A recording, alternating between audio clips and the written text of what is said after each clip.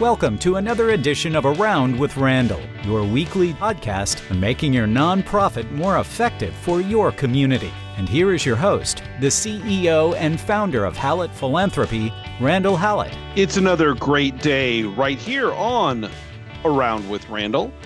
And of course, I'm Randall.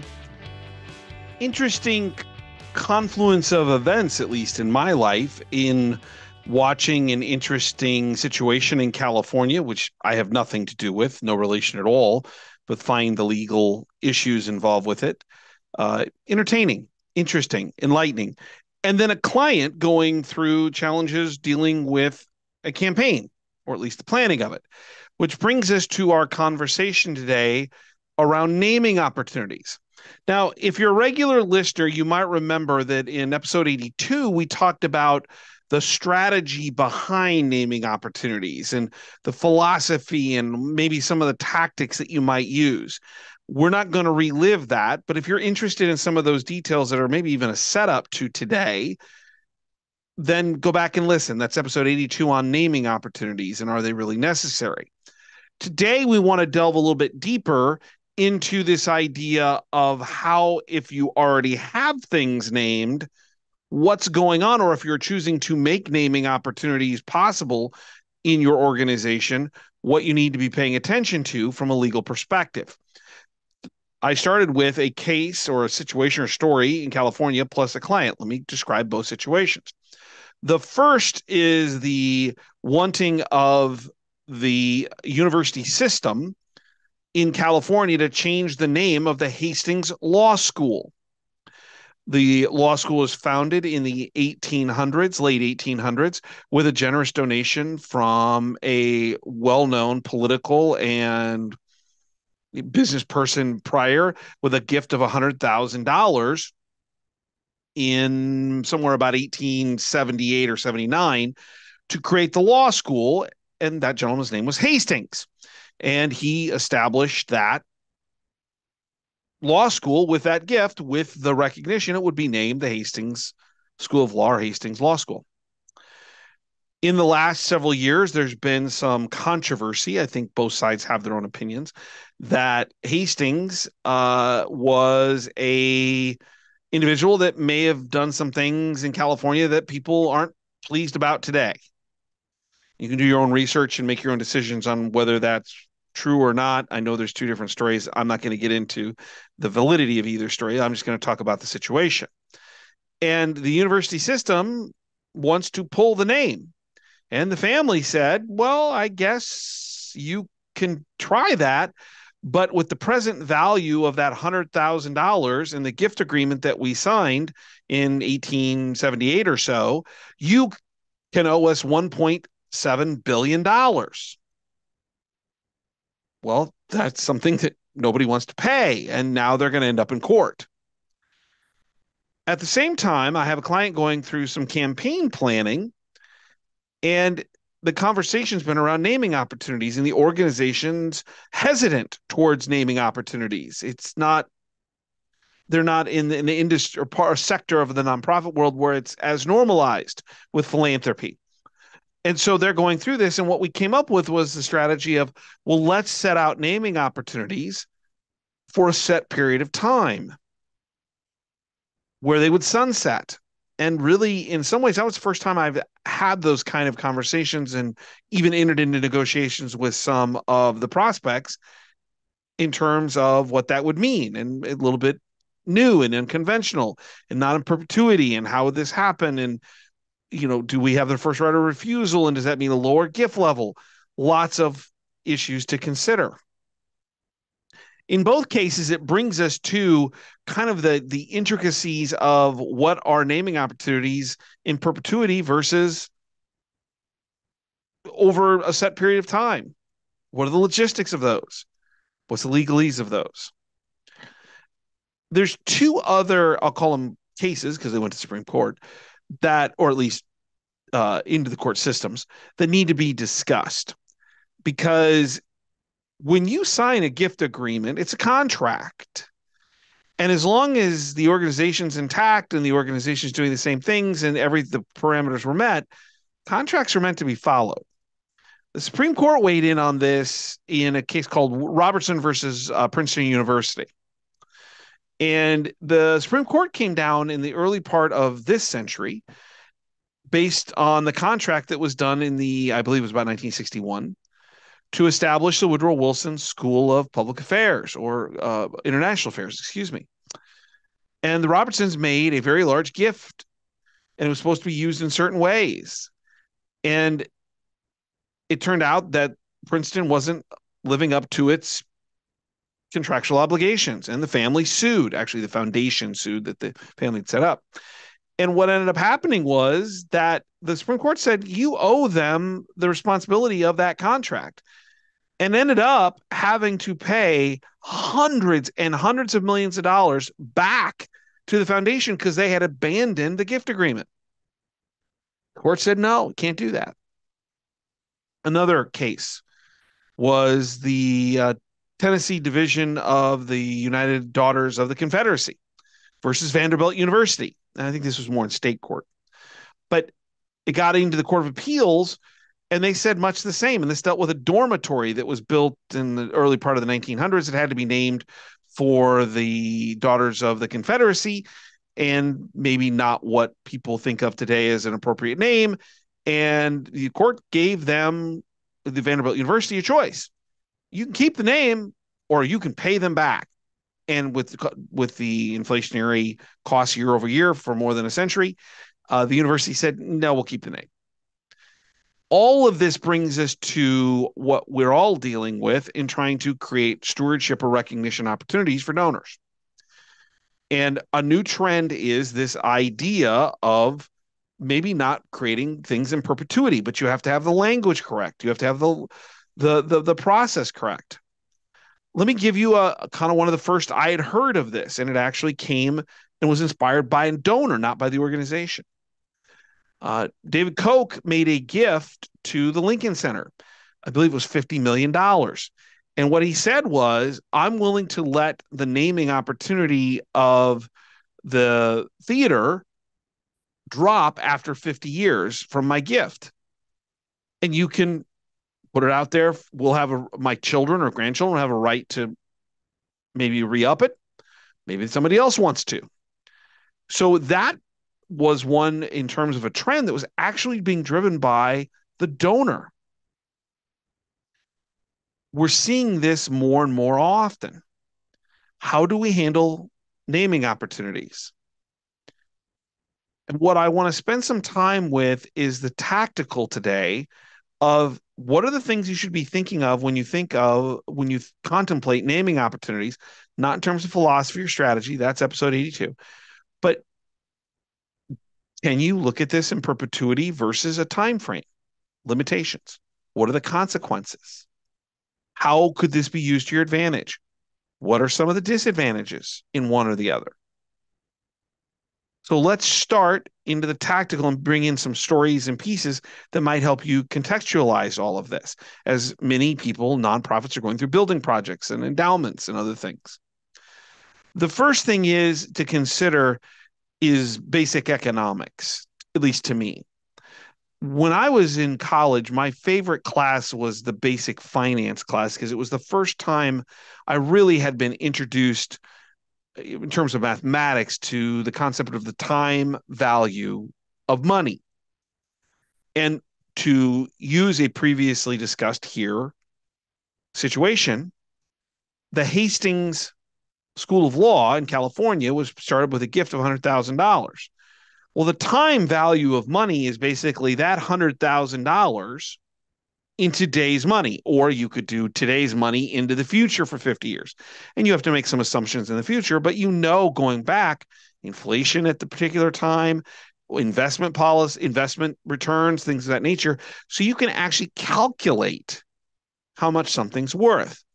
And I'm not going to get into whether I agree or disagree, but the argument that the Hastings family and relations, obviously many generations down the road, are arguing is that $100,000 in 1878 or so is worth $1.7 billion today.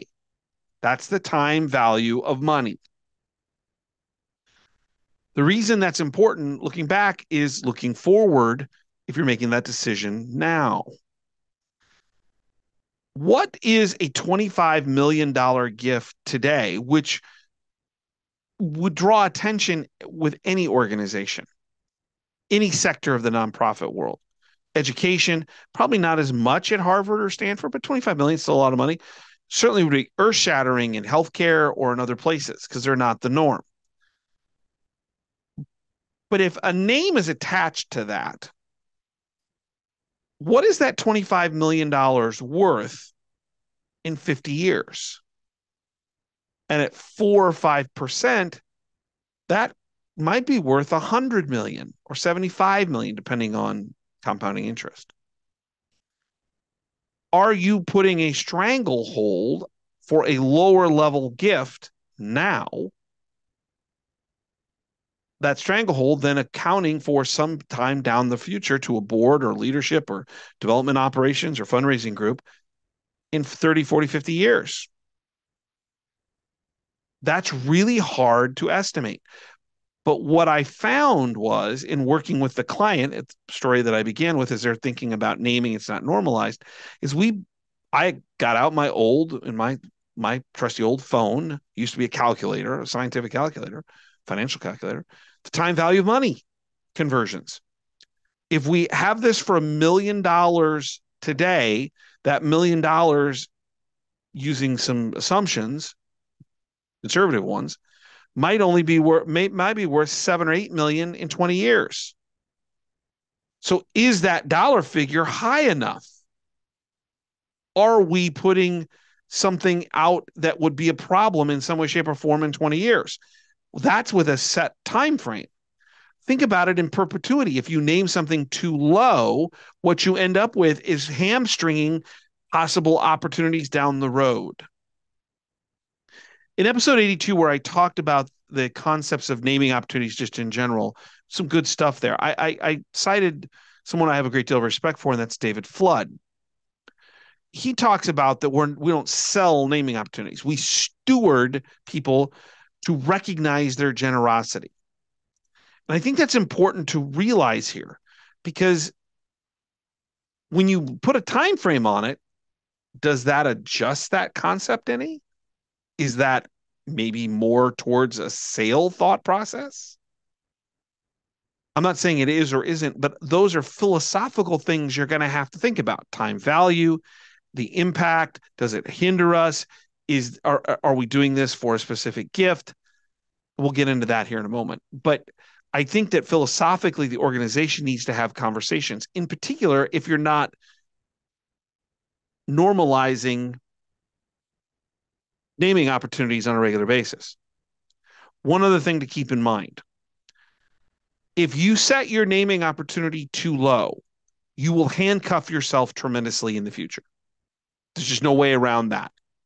I have a client that was fortunate. I was fortunate enough to be asked to come in and help them negotiate a very, very large gift here recently. And what came of it is the donor wanted to name something, but the organization had set a pretty good, and I think using metrics and numbers and math, time value of money and all kinds of stuff, set a really good number as to what that might be named in terms of recognition, a dollar figure that we will begin that conversation. The donor kept coming in lower. The organization held tight. And they got a really nice gift, but they didn't get the naming opportunity. And frankly, it's kept open other options. So keep that in mind, that one decision can affect another. Number two, there are good, strong reasons for naming opportunities beyond financial in terms of philanthropy or charitable gifts. I think about the trend in naming opportunities when it comes to places like law schools and medical schools. So we can look at places that have had famous people attend those schools. I'm a proud graduate of the University of Missouri Kansas City School of Law. It's not a named place, but Harry Truman went to law school there.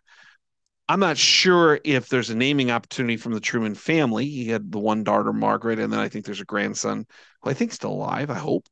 But it's not a big family and not a wealthy family, so they're not doing that kind of charitable giving. But what's the value of naming your law school the Truman School of Law?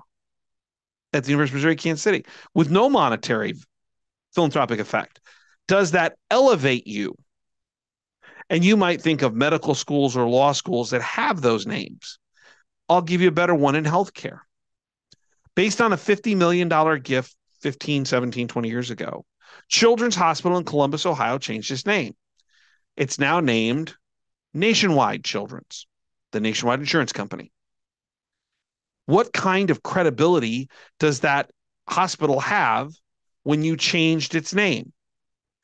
Because Children's Hospital of Columbus is one thing, but nationwide is, no pun intended, nationwide in terms of a brand. And if that brand is positive, does that leak over? Let me give you another one. Packard Children's Hospital, a lot of children's hospitals.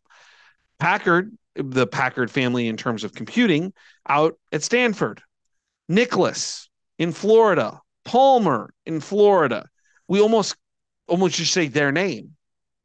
Those are all synonymous over time. They've cemented. So not only is there a marketing aspect to this, and you're connecting to Arnold Palmer or the Packard family or Jack Nicklaus. I mean, these are high level quality people that raise your brand.